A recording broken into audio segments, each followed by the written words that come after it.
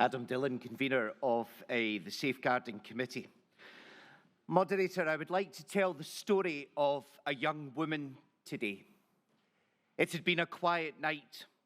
For once, she had been able to choose what to watch on the television. Her mum and her stepdad were out, and her baby sister was sound asleep in the cot. She didn't need to mute the television to hear the noises in the street. She could hear them coming through the underpass, the echoes of bickering with an edge of menace. She instinctively knew that the quiet of the night was well and truly gone as the front door opened. Hiding in her room, cuddling her sister, the familiar sound of arguing and the shuffle and thump of the last fight of the night went deadly quiet and then peaked with a crescendo of violence. For this young woman, tonight was the last night. 15 years old, she picked up her baby sister out of the cot. She slipped out into the cold frost of the early hours, walking through the darkness of the local park with a tiny bundle in her arms. And she knocked on the door of a house that she knew she could find her safety.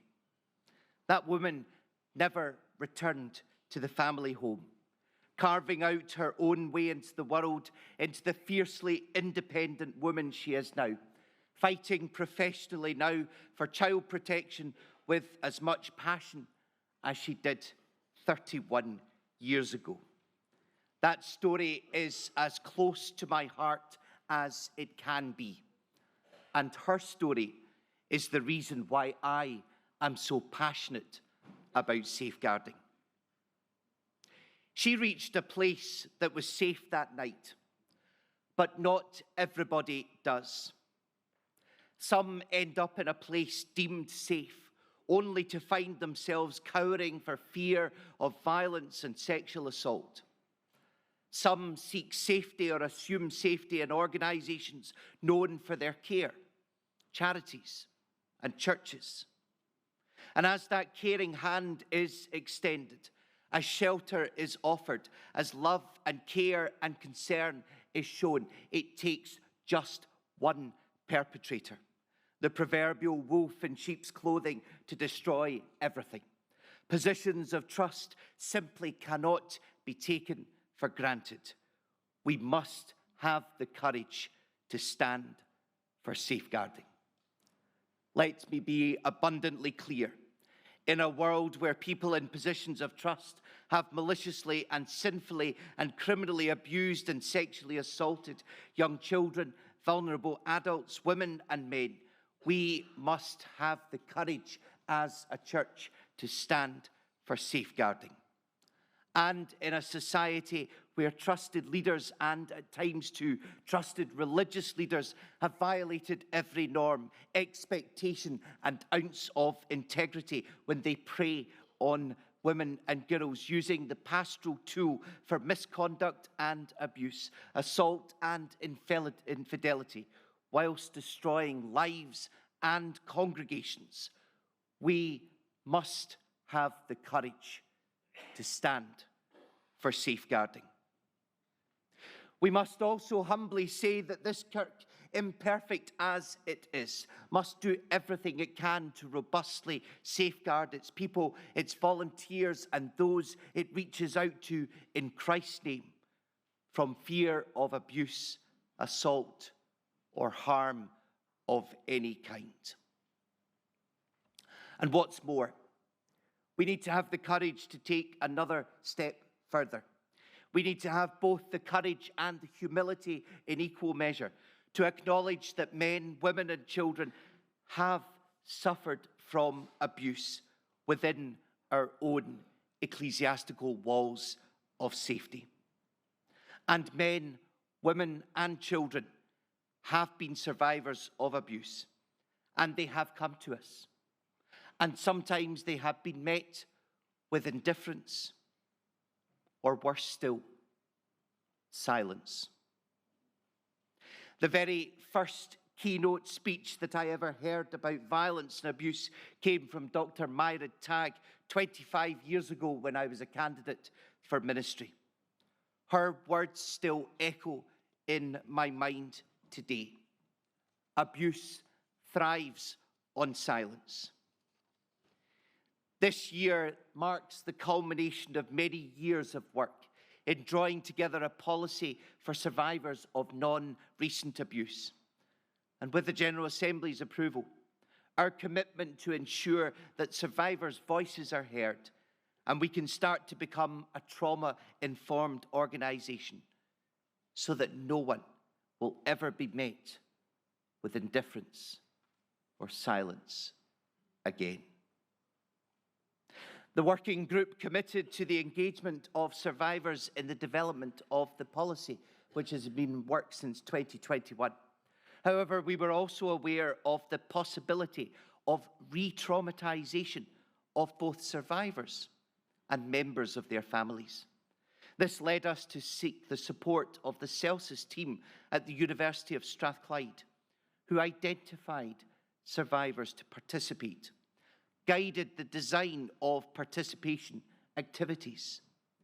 Their input was invaluable and has ensured that we have a trauma-informed policy which meets the needs of survivors. The clear voice that this policy offers to survivors cannot ever be underestimated. Sure, it could get lost in the labyrinth of policies and procedures of which we are so fond as Presbyterians. I have to admit my faults here. I have history. I've been a member of Legal Questions. I've been a presbytery clerk. So I know a wee thing or two about how fond we are of all of those rules and regulations. I have previous. It might get lost, but it should not. And to those who need it, it says you matter. You are precious. You are heard. And we as a church will listen. Often in the church, when we think about safeguarding, we might think about training days, processes, paperwork, and safeguarding officers. The word can create discomfort about being out of our depth and a fear of not responding well. A whole host of emotions are loaded onto the word, and by the time these emotions combine with the sense that safeguarding is about process, training, getting things right, safeguarding becomes a thing that we do, a requirement, a duty. If we recognize this, we must refocus our vision of safeguarding. The development of safeguarding within the church over the last 2 decades and more has been phenomenal. Legislative changes introduced standard and enhanced disclosure checks for those working with vulnerable groups, prompted in no small part by the Dunblane massacre. The church took on the challenges of implementing these processes, and we have worked tirelessly since to maintain our compliance and subsequent legislation and national guidance and the PVG scheme. The implementation of the Disclosure Act 2020, due in April 2025, will pose our next big challenge. Ensuring compliance with the Act will not be easy. Out with the Safeguarding Service and Crossreach, safeguarding with the church is heavily reliant on volunteers. Ensuring compliance with legislation in these circumstances will need significant development in governance within congregations, presbyteries and national offices, particularly around accurate and up-to-date data regarding those carrying out regulated work. And we have recognised these within our proposed deliverances. But there's also 2 other things that just haven't made it into the Blue Book. Important ones. One, a matter of timing, and another, a matter of evolving legislation. First of all, the Disclosure Act, the accredited body, fees and proposals for discounting the PVG scheme consultation. We'd like to draw your attention to the Disclosure Scotland consultation regarding payment for PVG scheme applications for volunteers.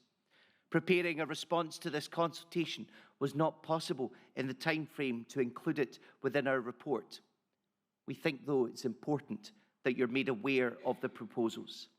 And while there are a few different aspects to the consultation, the most impactful is the proposed charge for volunteers. Currently, as a qualifying voluntary organisation within Disclosure Scotland legislation, all Church of Scotland volunteer PVG applications and memberships are free. And as Major David Kavanagh of the Salvation Army referred to this in his comments yesterday, the impact of these proposed fees, £70, would be wide-reaching.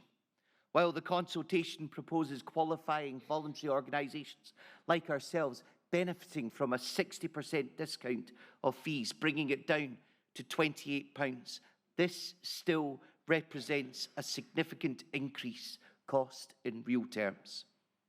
In the 12 months to the end of April 2024, the Safeguarding Service processed 1,596 PVG scheme membership applications at zero cost. With the proposed discount, we would have a new cost of £44,699, representing 40% of the 111,000 total with no discount. In addition, this fee would not be a one-off, as the new Disclosure Act introduces time-limited memberships, requiring an update application every 5 years. With a conservative estimate of approximately 30,000 volunteers within the Church, this could represent a cost of £840,000 for the lifetime of a PVG scheme membership. This has the potential to significantly impact the vital services and activities that we provide within our communities. It is also of note that the potentially devastating impact this may have on priority areas, especially if the burden was placed on the volunteer to meet the cost. The Safeguarding Service will be submitting a response to this consultation. We're still at the consultation stage. We will be submitting on behalf of the Church of Scotland, and we will robustly oppose any fee for volunteers. Second, it became clear at meetings in March and April of this year between the Safeguarding Service, the Boys Brigade, Volunteer Scotland, Disclosure Services and Disclosure Scotland that the current service agreement between the Church of Scotland and the Boys Brigade is no longer compliant with evolving safeguarding legislation. As a boy in the 1st Hamilton Company, 4th Clydebank and 2nd Clydebank, and chaplain to the now disbanded 234 in Glasgow, I know well the long-standing entwining that has existed between the Church of Scotland and the Boys Brigade.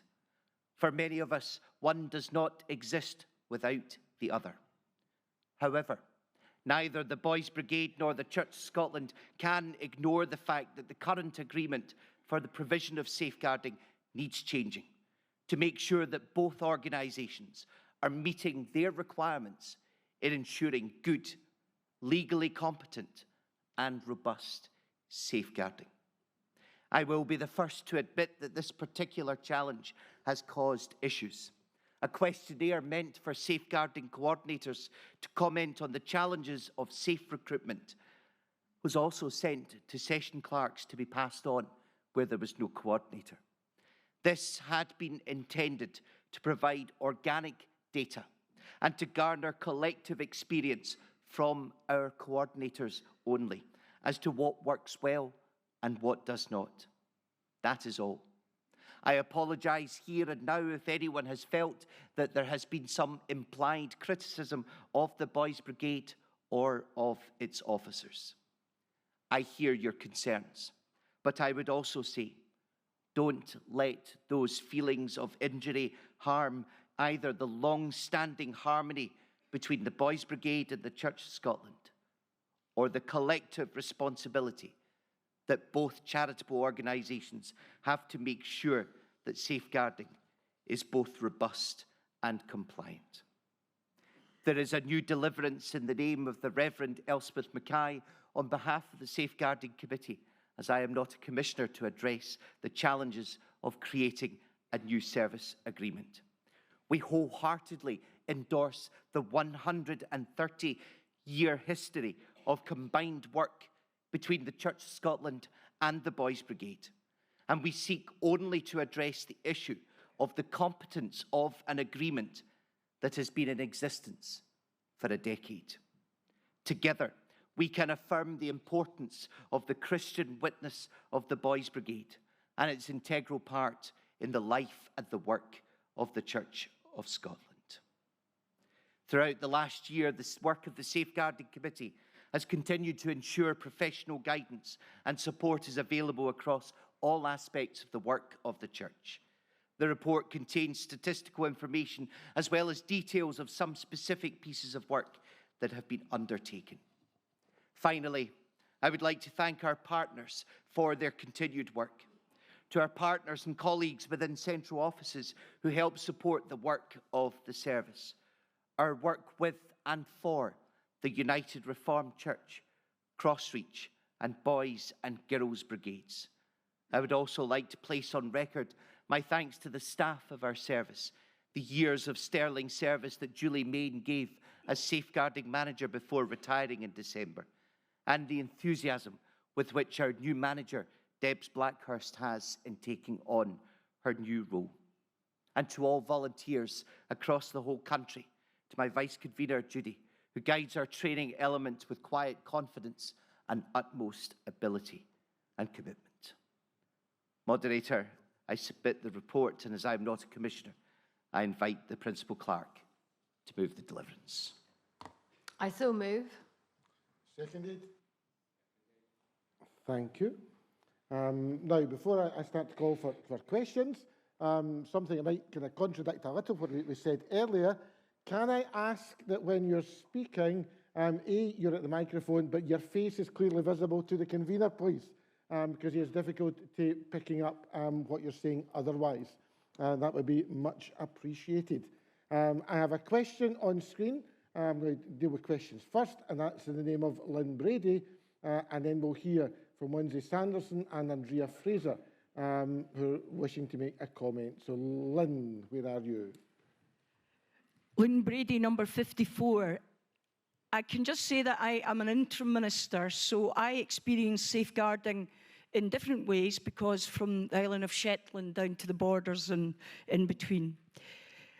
I want to ask this question as when somebody has gone through a court case and has been told by the judge, you can walk out this court with your head hanging high, all the charges have been dropped against you. Why is it in safeguarding, as we were told in our training, that that person is not seen not guilty under safeguarding rules in the Church of Scotland?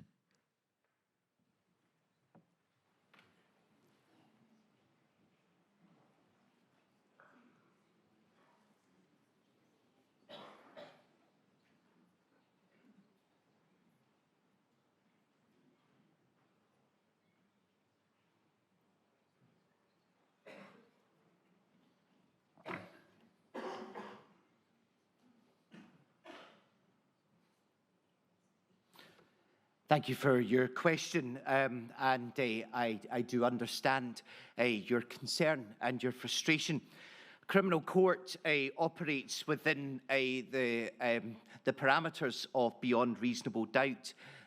Safeguarding service and safeguarding legislation works within the parameters of the balance of probabilities.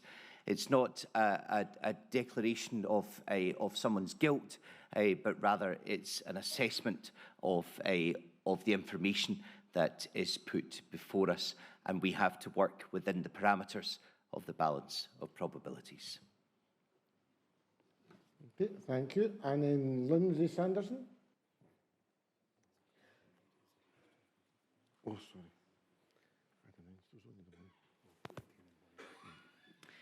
Sanderson 486.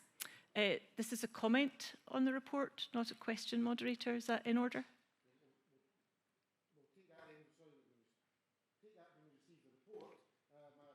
Another question has come in. Keith Burnett. Moderator, Burnett 027. As an ex-Boys Brigade training officer and Boys Brigade officer, now retired and session clerk, I'd like to ask the convener a question, please. You stated that a circular or a questionnaire had gone out to the various safeguarding officers. In a position where there wasn't a safeguard officer, that I went to a session clerk. Can I ask, first of all, why the session clerks weren't involved in it? Because there may have been information given in that questionnaire which was perhaps applicable, or the safeguarding official did not know. It's very simply because this questionnaire was about trying to make sure that the safe recruitment processes that we have had in place over the last decade, we wanted to find out what works and what does not work within the experience of our safeguarding coordinators in that process that is known as safe recruitment. And so for that reason, it was a very targeted questionnaire for our coordinators. It was sent to session clerks where a coordinator does not have an email, or in the situations where we have congregations that don't have coordinators. And that's why some session clerks, it was a belts and braces, but it was intended for safeguarding coordinators to hear their collective experience of safe recruitment within the church. Okay, thank you. So we're going to take the first section, receive the report, and then we'll move to Lindsay Sanderson and Andrea Fraser. Does the Assembly receive the report? And online, thank you. And this time, Lindsay. Thank you, Moderator. Sanderson 486. I would like to thank the committee for the report, and as the convener outlined, the National Synod of Scotland is pleased to partner with the Safeguarding Service. And I'd like to take this opportunity to say at the General Assembly how beneficial the service level agreement is that we have with the Safeguarding Service. As many of you are aware, the United Reformed Church is present in England, Wales and Scotland. And so there is an element of juggling the requirements of our General Assembly with the requirements of both Scots law and practice.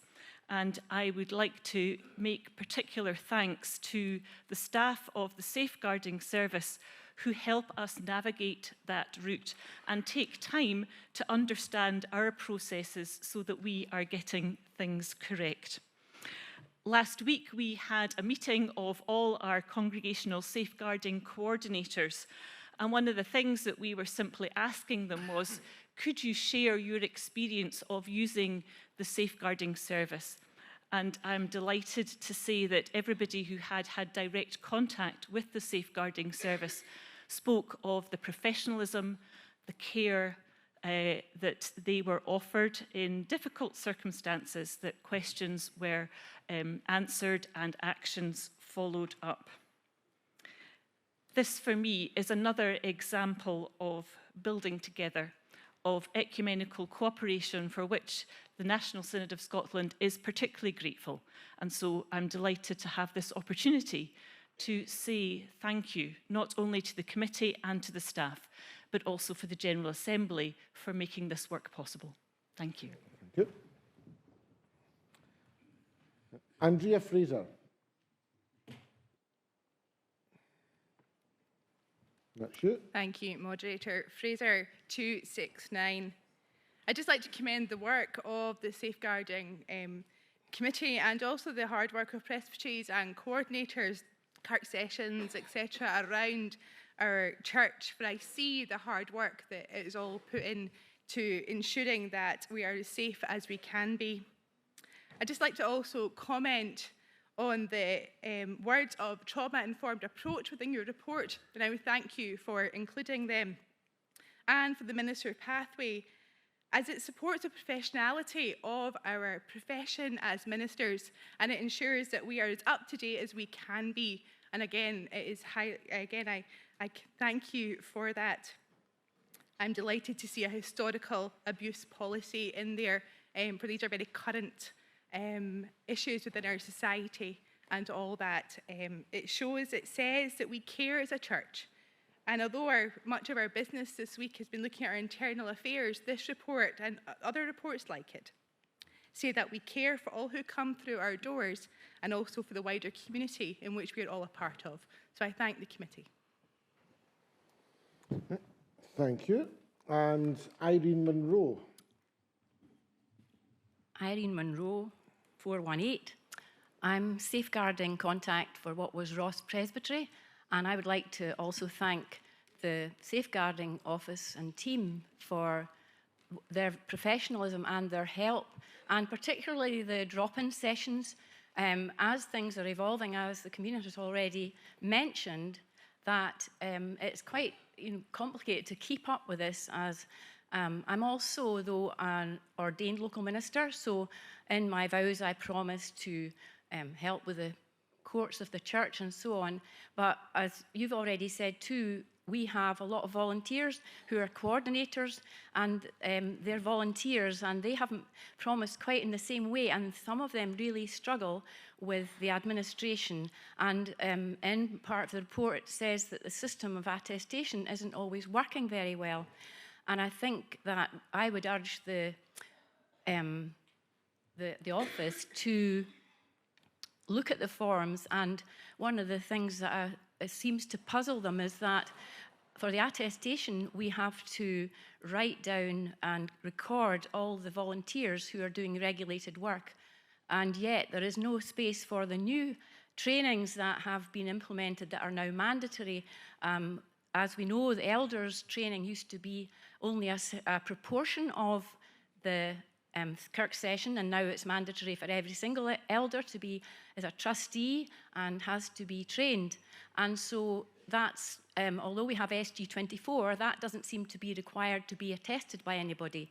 And then we have advanced training, which now includes coordinators and panel members, and there doesn't seem to be a record for that. So that's baffling some of my coordinators. So I just ask if that was possible for that to be looked in, and then maybe the system would work just a little bit better. But I have to really thank the coordinators because, as I say, they are not naturally maybe administrators and those kind of forms, which I think really do need updated. Thank you. Thank you. Convener, do you wish to respond to any of the comments you've received?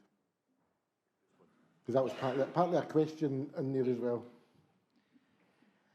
Just thank you for all your comments, and I'm pretty sure the Safeguarding Service would be very happy to take on board the constructive comments that were made from our last speaker.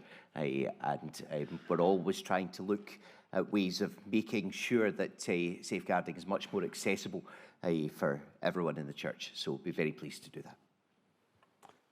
Thank you. Move to section 2. The same will accept section 2, instruct the safeguarding committee to develop and so on. I've got comments and a question on section 2. So it's Jai Johnson as a question, and then Francis Heafield thereafter. Where are we? Oh, it's Peter. Here we go with the names. Johnson 361. Moderator, this is a question relating to the police checks as part of disclosure, and maybe if I just explain a little why I'm asking this question so commissioners understand the question. Go to the question first, Peter. And then... Yes, yes. So the questions in relation to why we in the Church of Scotland are going above and beyond what Disclosure Scotland are asking in relation to police checks for those who have been abroad or who have come into the country from other places. Now, for us as a congregation in Aberdeen, I'm sure with others that are university towns, we've been blessed over recent years with families that have come, usually postgrads, to study and with their children. And so being part of the community within the church, I've been wanting to get involved and help out with some of what's been happening in the church, and we've been delighted to have more volunteers that would be part of that. And then we hit the wall because we couldn't go through with the police checks so that they would then have their be on our PVG list, which has an implication, of course, for what we are able to offer, but also for their sense of inclusion within the work of the church and what we are doing as a community of faith. And I understand that's our own particular situation, but I understand it is also affecting spouses of ministers that have come from other countries, and even people that may have taken a gap year somewhere, and so they've been out of the country for a year, and so have been impacted by this when they've come back to Scotland. So my question is, why, as the Church of Scotland, are we doing something that Disclosure Scotland is not asking us to do? Thank you, Moderator. Thank you. Regina. I'd like to thank Peter for the courtesy of giving advance notice of this question. It's actually one that really deserves a little bit of unpacking and explanation, and really just to explore that slightly. Disclosure Scotland is the organisation that facilitates the implementation of the protection of vulnerable groups that we know of as PVG. That is what we always see as being the standard, the bar, what we should be working with. However, it's only part of our responsibility for regulatory compliance. And this is where I fully understand all of the frustrations that Peter so eloquently outlined. They are real. They are part of the fabric of the life and work of our church. But we have to adhere not just to the guidance set out in Disclosure Scotland, we also have to adhere to the Care Inspectorate and Scottish Social Services Council, which updated in 2023, the safer recruitment through better recruitment. That's part of it. This document provides comprehensive guidance for the recruitment of those undertaking regulated work, and stage 4 of the guidance covers essential background checks. As well as the standard checks for all roles, there are additional checks for those undertaking what we describe as regulated work. Every application has to make a PVG, which will provide us with information of any criminal convictions or vetting information in the UK and 12 EU member states. However, when someone has lived out with the UK, the PVG scheme record is limited. It only covers the time that the person has lived in the UK. To fill these gaps, we need overseas criminal record checks. At the meeting, a committee meeting in April of this year, we approved amendments to the Safeguarding Service guidance on these checks to reflect national guidance and to ensure our risk assessment of criminal records is proportionate. So applicants for regulated work roles are now no longer required, are not required to provide a criminal record, are now required to provide. It's just one letter, but it makes all the difference. And it wasn't there. We're now required to provide a criminal record certificate where available from their government or appropriate government police agency of any country where they have lived for 12 months or more, and in the 10 years before their application while aged 18 or over. We also have to work with Home Office guidance, which informs which countries are able to provide those certificates. There are countries where obtaining such a record is problematic, and we work with those individuals to overcome those issues. And I would stress these checks are only relevant for roles which involve regulated work. Alternative processes are available for roles which a Kirk session has judged to be a position of trust or leadership. If in doubt, always contact the Safeguarding Service. Be assured that we're not trying to do something that's different to anyone else or set a higher standard, but we have to take in all of the legislation, all of the expectations of different regulatory bodies. And unfortunately, we very often just think of Disclosure Scotland as being the one. There are more that we have to take into consideration. Thank you. Francis Heafield, that's it, your light's on. Thank you, Moderator. Francis Hayfield, 76. As well as being a grumpy ex-English teacher who goes on about language. I was also a secondary head teacher, and unfortunately, my experience showed me there were all too many times when children and indeed adults were put at risk. And I was very conscious that staff needed to be really clear about sharing a concern earlier rather than later.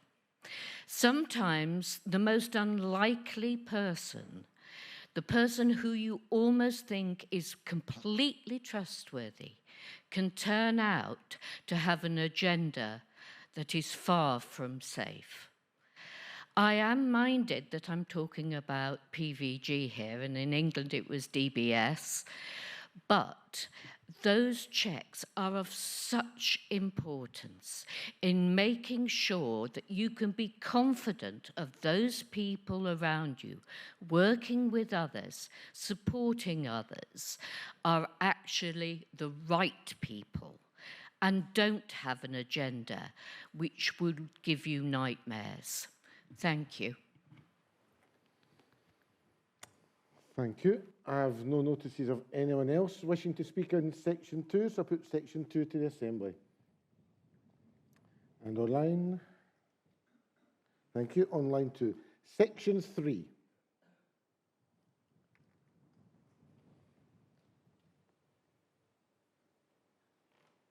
And online, section 4, we've got William Knight wishing to make a comment.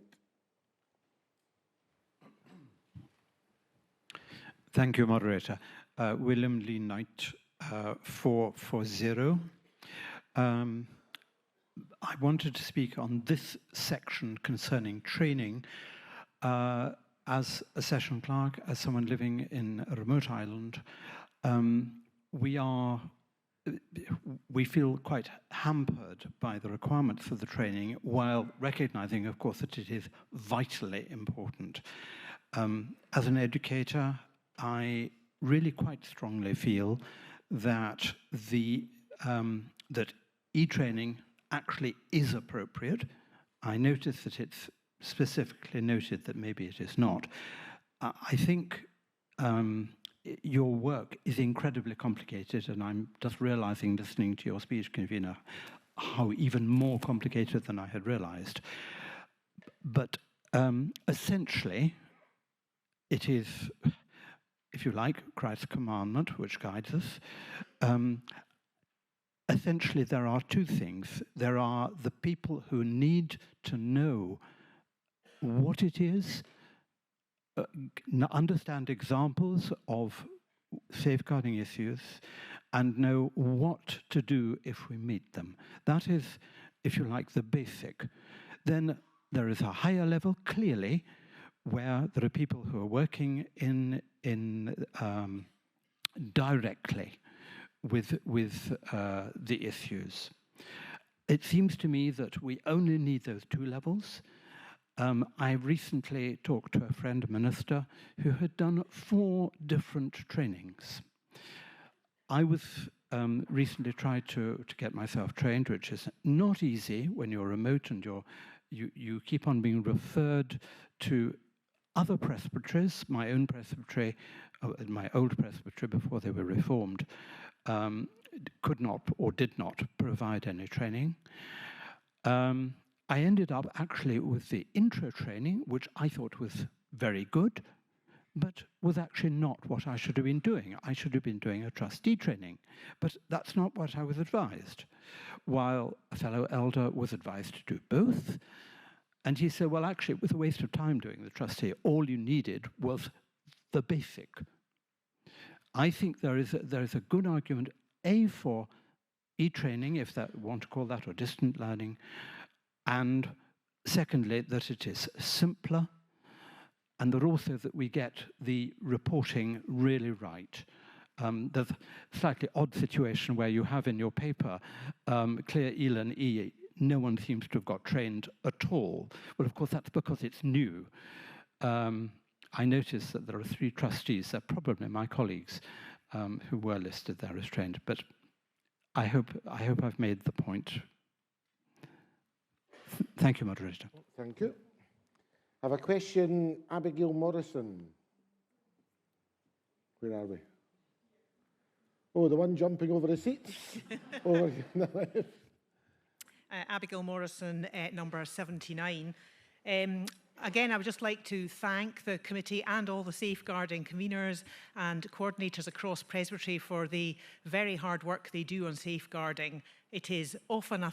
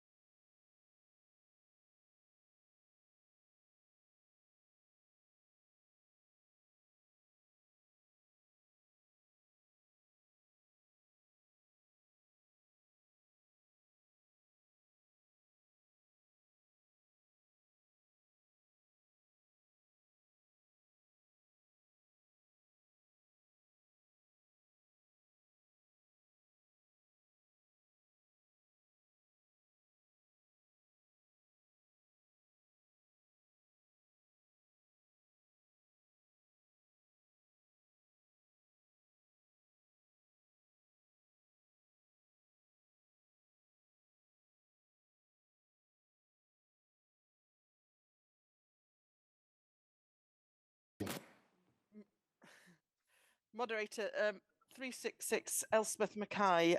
As the convener mentioned... Sorry, I was just going to ask till your picture came up on the screen so the convener could see you. I think the convener knows actually what I look like, but it doesn't matter. Maybe Subi wants to see you eye to eye to know what you're about. I don't know if it... Yeah, okay. Okay, 366 Elspeth Mackay. As the convener mentioned, the proposed new section is in my name as the convener is not a commissioner to the General Assembly. The convener will speak to the new section and I understand that there is indeed a seconder. Okay, convener. You've already spoken to it. All right, we'll then get the clerk, or I'll read out the new section then.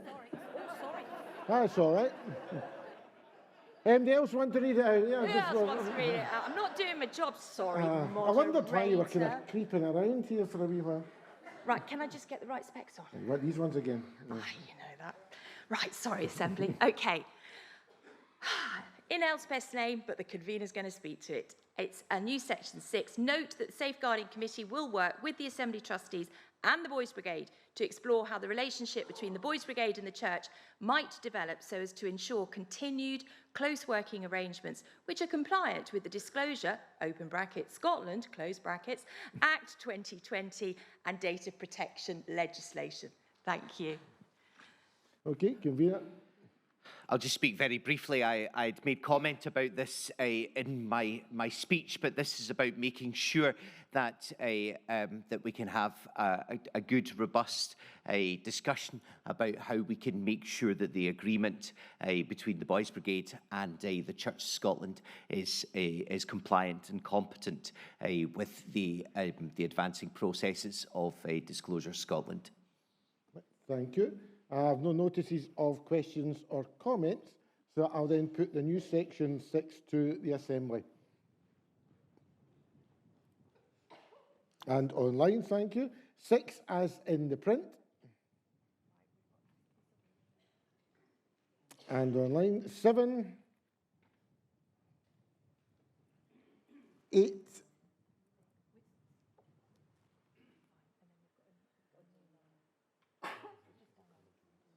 sorry, there was a comment on 8, Andrew Grant.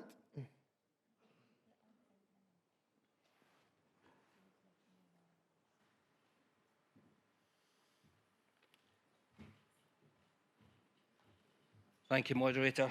Andrew Grant, 153. I hoped I wouldn't have to come up here today, but I'll be brief. I support the support of historic survivors and commend this report. This year, on the 15th of October, I'll celebrate my 67th birthday. On this date in 1966, I was in receipt of a gift that I hoped no other child would receive. There was no safeguarding then. I told my parents, who in turn approached the Minister. The outcome of that meeting was me moved house to remove my sister and I from future distress. What a difference it would have made if safeguarding and PVG checks had been available then. Thank you.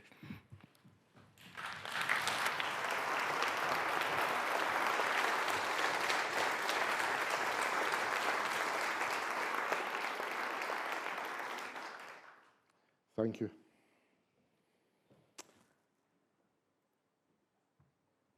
Now, I think we've got notice of a new 9. Okay, we're just typing at the moment.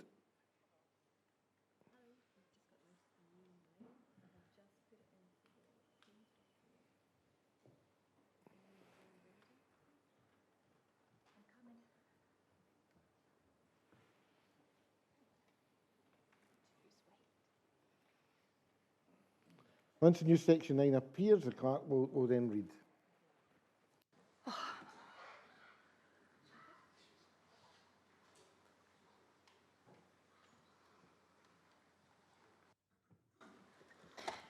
Thank you, Moderator. This is a new Section 9 in the name of Lynn Brady. It is to insert the following. Invite the Safeguarding Committee to consider its processes as they relate to people who've been found not guilty in criminal proceedings, but who are subject to safeguarding procedures. Okay, the mover of the new section. I'm here, Moderator. My name's Lynn Brady, and I'm number 54. I'm also a survivor of abuse, so I'm writing this, asking this, because I followed a colleague through 2 years of unfalsely being accused of abuse. For 2 years, his life was on hold. For 2 years, we went to different courts. And in the end, the police were found to have lied. He would have lost his job if safeguarding took the rule that Adam said they take now about probability. I'm asking this because if we are going to care for people who historically sexually abused, we also have to care for those who are falsely accused. I've been in know of someone who was, the children that accused this man of it, and this is another case, they were found to be lying by the judge. Yet, when that man was told to walk out this court with your head high because you've done nothing wrong, the church still has restrictions on him. And I find it very difficult to understand that the church says that our law, when it says you're not guilty, doesn't mean the same. And I invite the committee to accept this motion. I've got a seconder, Grace Sutherland, number 81. I asked the Safeguarding Committee to do this because, to me, there's no balance of justice, and it's about justice. People who are falsely accused, and we've seen it, and the consequences in our area and the borders, is someone took their own life. This has to be looked at. It can't just be left a committee to say the probability is they were guilty when they're found innocent. So I really appeal to the Safeguarding Committee to look into this very serious matter. Yes, it's right, we believe people who are historically abused, but we also believe people are guilty until found guilty, not guilty until found guilty. And it seems to me the General Assembly is supporting a committee that is saying that they rule above the law of the land. Thank you.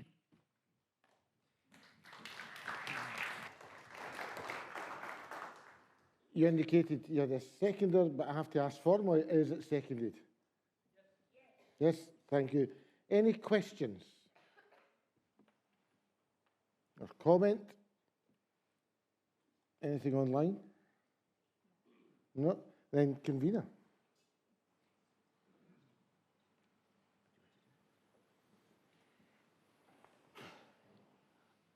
Moderator, we're minded to resist this simply because we need to unpack some more information for you on the process.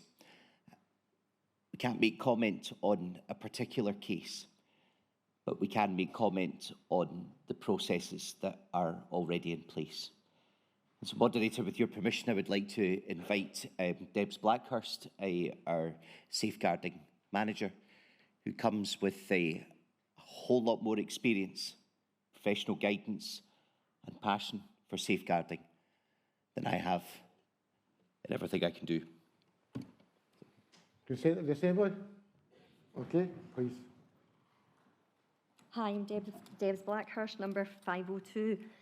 I fully understand where you're coming from and understand that there are several examples that we could probably give that will fit into that. Can you speak more to the microphone? Sorry, fit into that example.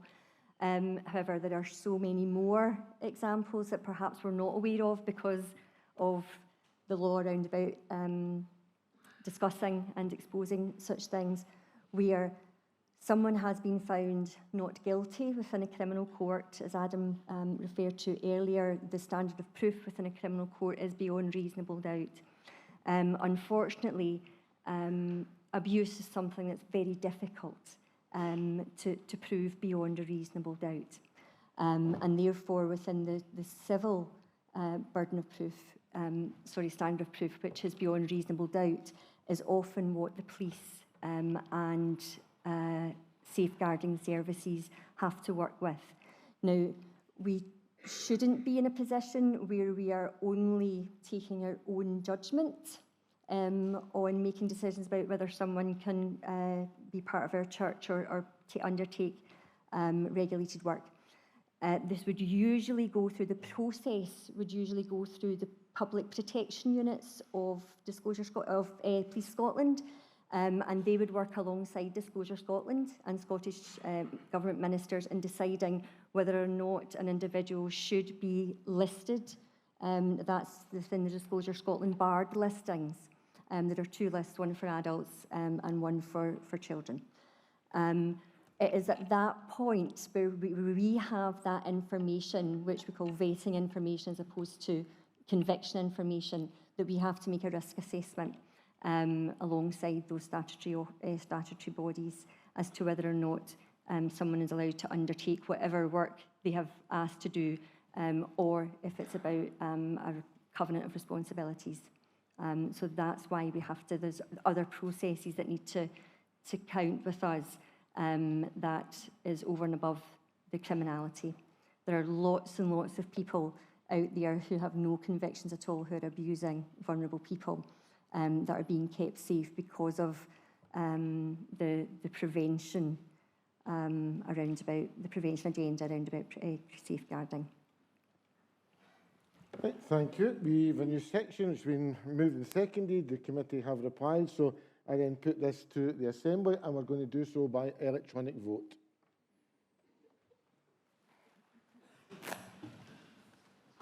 Moderator, point of order. Where? Oh. I'm over here, sorry. John Pickles, 105. Okay, you're on. Thank you. John Pickles, 105.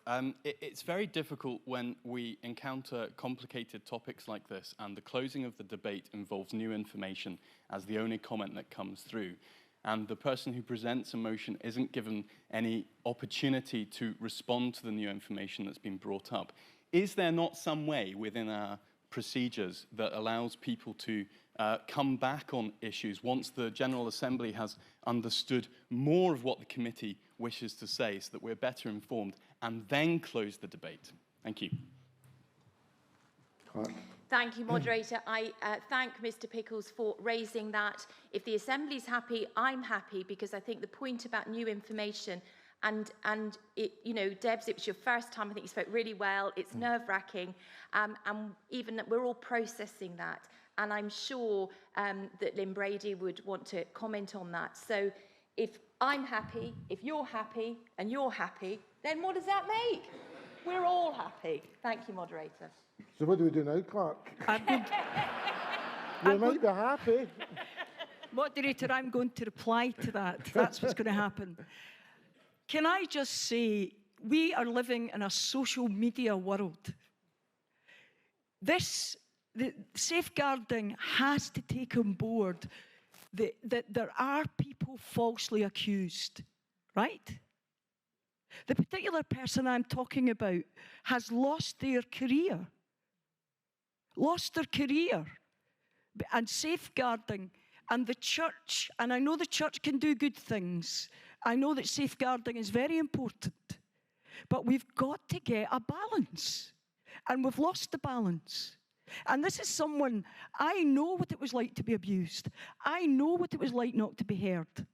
So I'm speaking as someone who's been a victim of abuse, but also a survivor of abuse. And I don't want people to be abused by a system that's supposed to be there to protect people. So I ask, in light of social media, I've got friends who say to me, the thing that terrifies them most of bringing their children up is social media.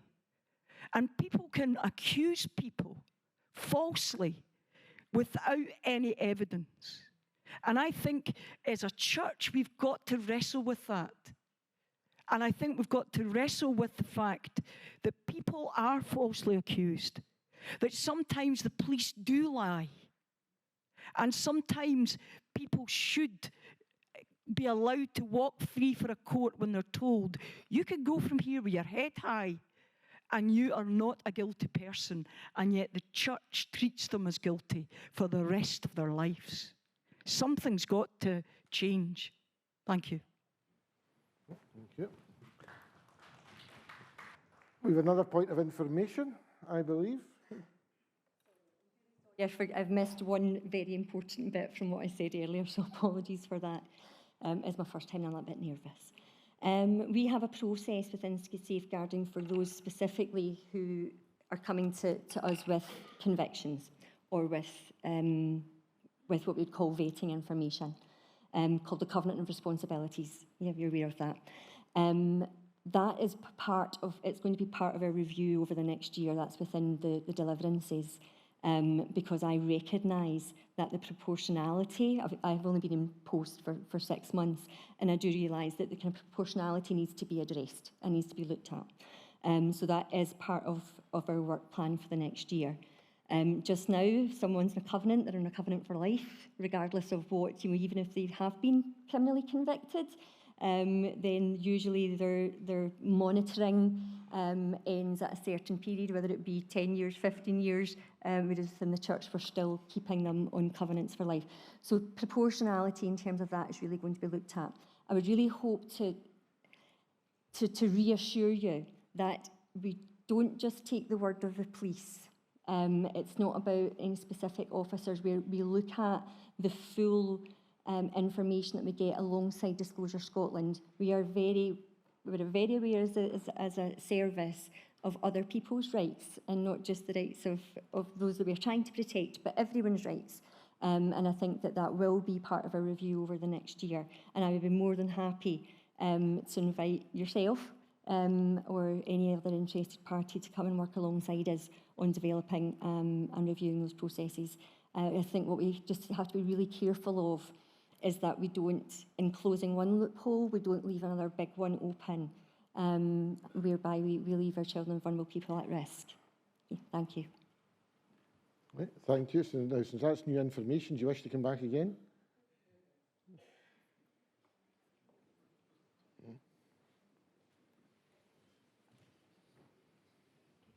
Brady 54. I accept that, but I still would like my motion to go to the General Oh, Assembly. yeah, I wasn't. Oh, suggesting sorry, otherwise. moderator. It's just because of. I just think that I wonder if there is. I just think I'm glad to hear that review's happening, but I still would like to see my motion go forward. That's fine. Convener, do you wish to close the debate? Lynn, I'd like to thank you for your passion, your candour in bringing this to us. It's a very emotive subject. It's a very emotive situation that you've brought to us. And when we say that, you know, when I said that we wanted to resist, that was not because we wanted to dismiss what had happened or comment on any particular situation, but rather a sense that none of the decisions we take are taken in splendid isolation, and that they are informed by a lot of different strands of information. We're very happy to let the Assembly decide on this new section. Right, thank you. We're then moving to vote. Sheila.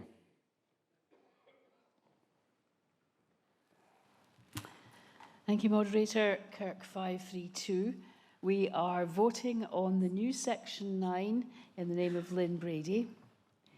On the hub, you will be using your voting buttons for or against.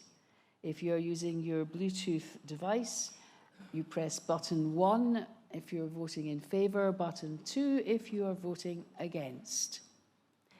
The vote is now open.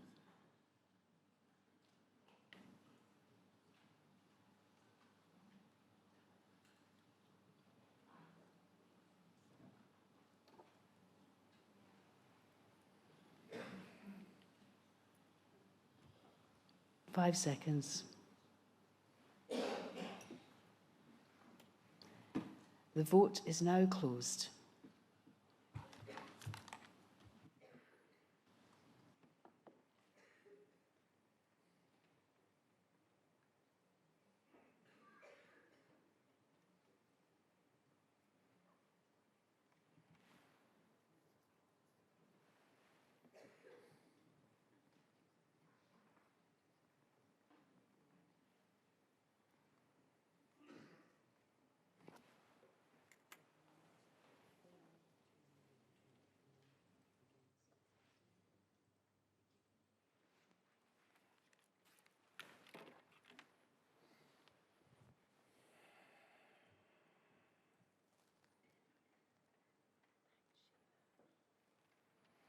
Thank you. There voted for the new section 225 and against 69, so I declare that the new section has carried. The deliverance as a whole. Adam, and online, sorry. 4 years as a convener is a long time, but you serve for an additional year. For 5 years, you've helped to steer the church through safeguarding with ever-changing demands and growing legislation. And you've encouraged the church and its ministers, and that's not an easy task, encouraging ministers, to undertake safeguarding training. And for us to have at the forefront of our minds the need to ensure that safeguarding is a priority in the life of every congregation. You have been described as a champion of good safeguarding practice and a safe hand on the tiller. You've steered us in the right direction, and you've motivated us to develop our practices, evidenced by the survivor policy, which has been warmly welcomed by the Assembly. Safeguarding is essential, but please do not fill your diary too quickly with the extra time. Take time with Sheila and family and friends. That's also essential. Enjoy your friendships, enjoy your travels. You deserve it.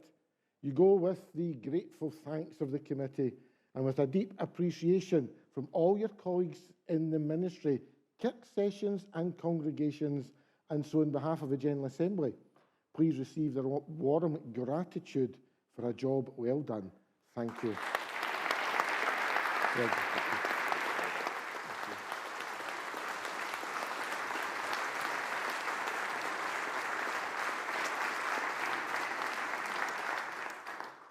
Thank you to those who've contributed to this debate. I certainly felt your real and genuine emotion, and our thoughts and prayers are with everyone who has been affected, and is affected with safeguarding issues.